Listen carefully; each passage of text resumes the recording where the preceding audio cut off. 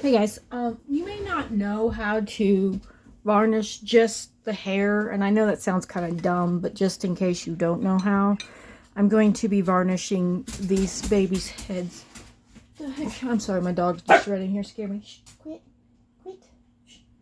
So we're gonna do this head real quick. Oh, and I went back through and I stained it one more time, so it's a little bit of a darker stain. And I know the sun is right in the way, but that's okay.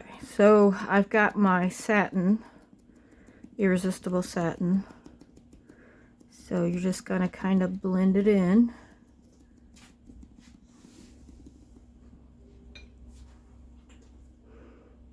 Give the jar a good stir first. Oof. Okay. And remember, we went over the eyebrows, so we're gonna do that again with the matte satin matte sealer varnish. I can't think of the word varnish. We're gonna do that again with the varnish.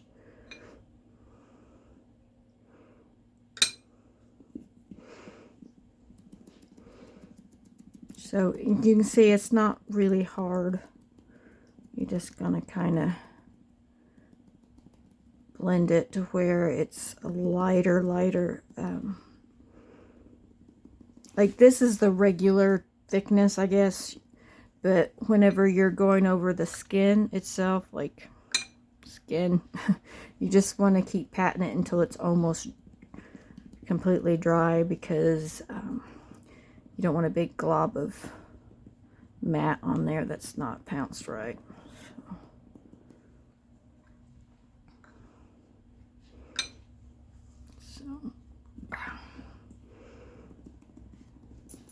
And the reason we're doing this is because, well, we added more paint, so I mean it needs to be sealed up. Now if you're rooting, you do not have to do this at all.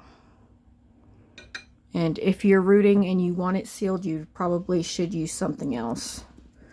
Don't use Irresistible's varnish for rooting, because it will leave the cradle cap. And I can't say that enough, because I messed up once and I was doing the eye, and it really gouged it pretty good and made it look flaky and nasty. So yeah, wasn't a good deal.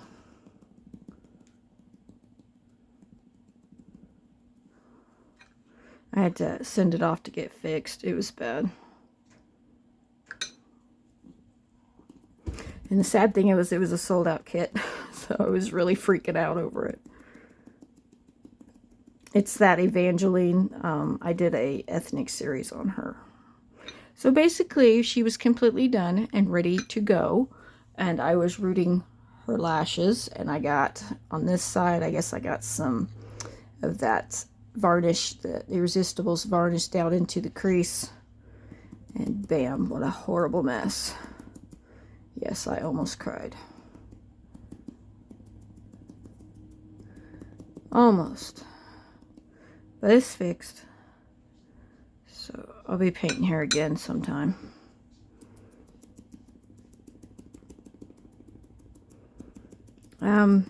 January is coming, guys. Are you excited? We're going to be doing a freshy popped out of the oven baby.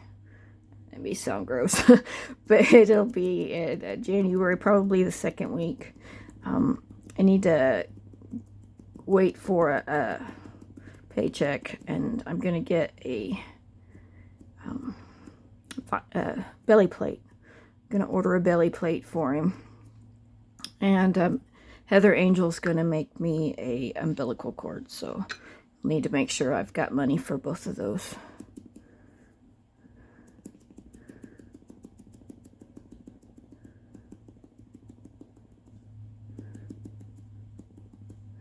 Alright, here we go. I think I'm just going to kind of glance over it, make sure I'm pretty happy with it.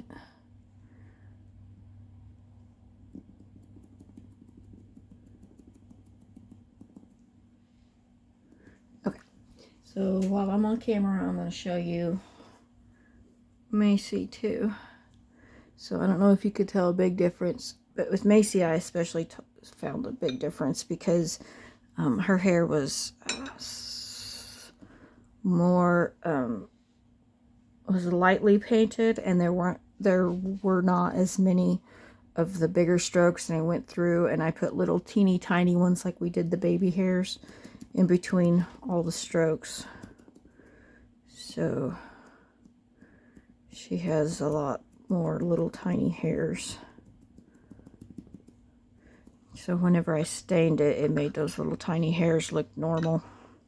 And I realized after I got that on there, I'm like, man, there is something wrong with this baby. It's not quite what I wanted. And then I realized, oh, it's because I didn't do the staining yet. No big deal. So the staining is 100% your preference. If you want it on there, I like to put it on there, even though half the time I forget. But it just sort of gives it a shaded appearance. Like there's little fuzzy hairs in there type thing. So it's not necessary. You do not have to do it. It's just like the baby hairs. You don't have to do those either. So, come here.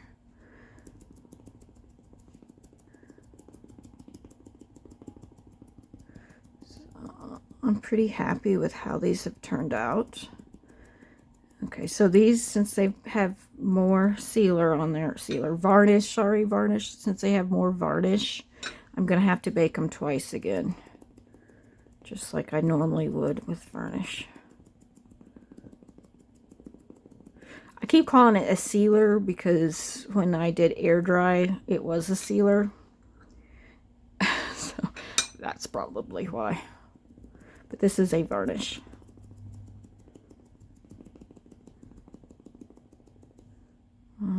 I'm pretty happy with this. We're going to bake it twice, and then the next video is the pour texture, and we're only going to do that on the skin. So, like, up in here, we're going to have to be careful, try not to get it on the hair. If it gets on the hair, we can kind of, like, wipe it off. So, it's okay.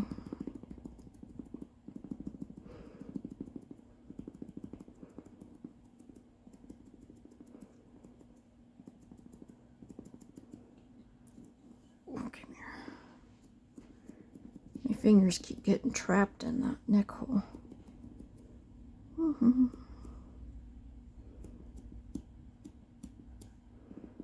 Alright.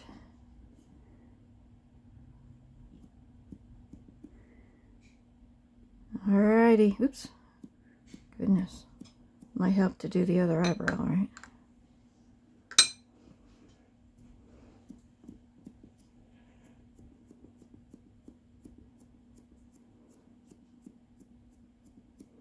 Goodness, that was crazy. Alrighty, we are going to bake them twice. Ugh, are you guys excited to be actually done? To be super duper close to being done? So, here's the thing. We're going to do pour texture and we'll bake it twice. And then we will root lashes and set magnets. Because she's going to have a magnetic pacifier. And I'm trying to clean this up. Hang on. Ew.